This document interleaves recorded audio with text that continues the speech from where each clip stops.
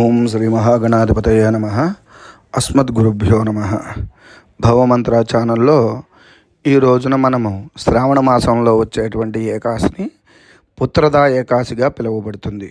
ఈ రోజున ఎవరైతే కృష్ణ పరమాత్మకు పూజ చేసి లేదా ఈశ్వరునకు పూజ చేసి తమ యొక్క సంతానం యొక్క క్షేమం కోరుకుంటారో వారి యొక్క సంతానానికి సమస్త క్షేమములు కలుగుతాయి. ఒకవేళ పుత్ర సంతానాన్ని కావాలి అని కోరుకునేవారు మటుకు కృష్ణ పరమాత్మ లేదా విష్ణువు యొక్క పూజ చేయాలి. కృష్ణుడి యొక్క పూజ చేస్తే పుత్ర సంతానం కలగడానికి ఎక్కువ అవకాశాలు ఉంటాయి కాబట్టి కృష్ణుడి పూజ చేయాలి. ఇదేది కాదు అంటే గురుస్వరూపంలో ఉన్నటువంటి దత్తాత్రేయునికి పూజ చేసినా కూడా సంతానము కలుగుతుంది. ఒకవేళ పుత్ర సంతానం కావాలన్నా లేదా సంతానముకున్న ఇబ్బందులు తొలగిపోవాలన్నా కూడా ఈ పుత్రదా ఏకాశి రోజున నియమంతో పాటిస్తూ ఉపవాసం ఉండగలిగితే ఉపవాసం ఉండి కృష్ణునకు కానీ దత్తప్రభువునకు కానీ శివునకు కానీ పూజ చేస్తే సంతానం కలగడానికి ఎక్కువగా అవకాశములు ఉండును.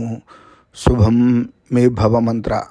కృష్ణునికి పూజ చేసిన వారు వెన్నను పంచదారతో కలిపి మెత్తగా చేసి నివేదన పెట్టి ఎవరైతే సంతానం కోరుకుంటున్నారో ఆ భార్యాభర్తలు ఇద్దరు మాత్రమే భుజించాలి.